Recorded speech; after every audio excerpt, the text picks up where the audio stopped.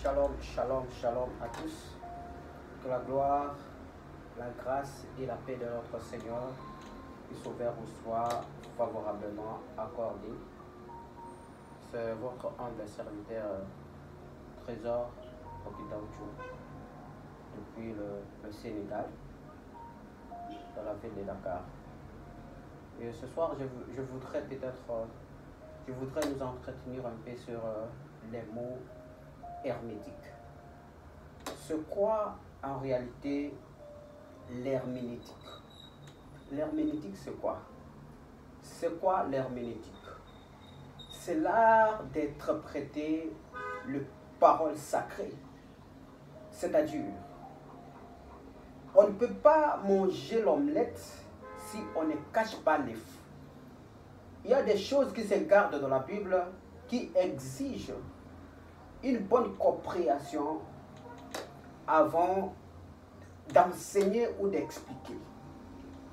Voilà pourquoi il y a des gens qui doivent d'abord comprendre le sens ou la quéquetance exigeant avant de les transmettre.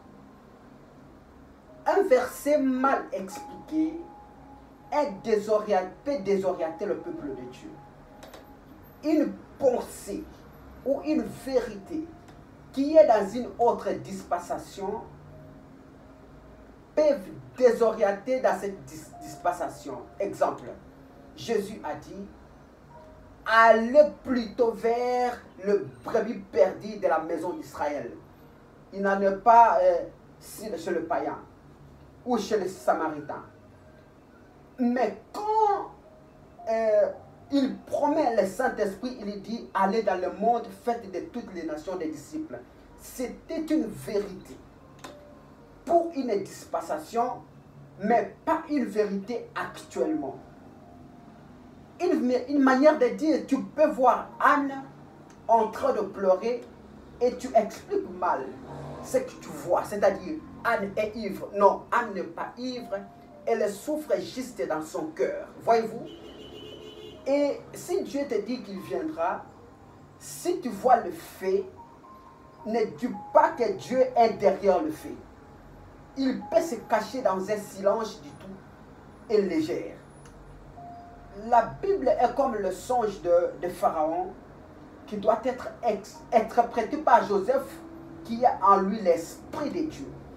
C'est la raison pour laquelle lorsqu'on vous donne un verset biblique ou un thème pour prêcher, il faut vous préparer.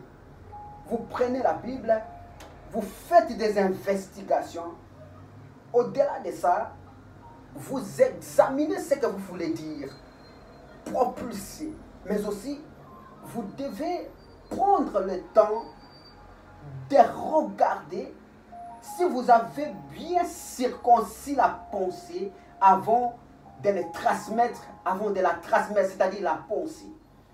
Une manière de dire qu'on ne dit pas parce qu'on veut dire, on ne dit pas parce qu'on voit.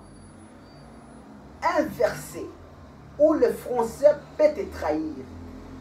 Vous pouvez voir le mot répétence de la Bible, vous définissez le mot répétence en fonction de notre langue. Je dirais en fonction de la langue que vous parlez, en d'autres termes, ou le français. Mais regardez, toute répétence de la Bible ne parle pas de la même chose. Dieu s'est reparti d'avoir créé l'homme.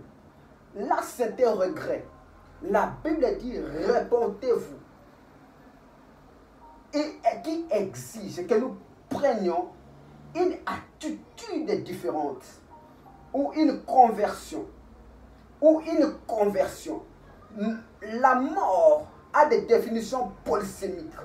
Quand on parle de la mort, on ne parle pas seulement que Lazare était mort exactement, mais Adam était mort dans les jardins d'Éden. De quelle mort où la Bible est en train d'expliquer? C'est ça qu'on appelle la mort spirituelle, parce que Dieu, les jours où vous mangerez les fruits de l'arbre du jardin, vous mourrez. Je vous rappelle que là, Adam avait mangé les fruits de l'arbre, mais il continue à marcher. Dieu avait menti? Non. Évidemment, la mort spirituelle. C'est-à-dire qu'il y a des choses que nous devons comprendre avant d'expliquer. Il y a des choses qu'on doit vérifier avant d'expliquer.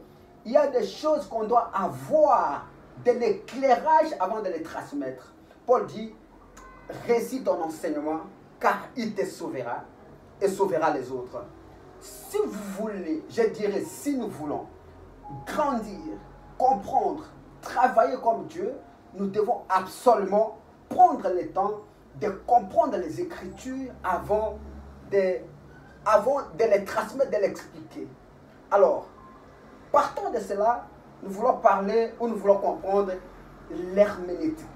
C'est l'art d'interpréter les Écritures. Pourquoi interpréter les Écritures?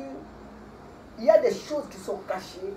Si ça exigeait que nous parlions un bon français pour comprendre les Écritures, c'est que tous nos professeurs de français seraient de bons prédicateurs. Alors, on comprend que le problème n'est pas le français. La Bible n'a pas été écrite en français. Il y a l'hébreu, il y a le grec et il y a l'araméen. Maintenant, ce que tu lis est bon. Je peux vous donner quelques pensées. La Bible déclare, le jour où tu me verras, tu mourras. Genèse chapitre 32, la Bible dit, Jacob a vu Dieu face à face. Voyez-vous, c'est un verset dont la Bible nous explique que Jacob avait vu Dieu face à face. Mais qu'est-ce que la Bible voulait nous enseigner? Qu'est-ce que la Bible voulait nous dire? Qu'est-ce que la Bible voulait nous faire comprendre? Un bon interprète de la Bible, bien interpréter la parole de Dieu, fera en sorte que tu ne désorientes pas les autres, mais que tu comprennes que la vie se trouve dans la parole. Et si une parole est comprise, vous allez communiquer cette vie parce que la Bible déclare, mais les paroles que je vous ai dites sont esprit et vie. C'était bien votre frère Trésor Okitaouchou. Que Dieu vous bénisse et bon début de week-end à tous et bonne soirée à tous dans la paix et la grâce du Seigneur. Soyez bénis, nous vous aimons beaucoup et entrez bientôt.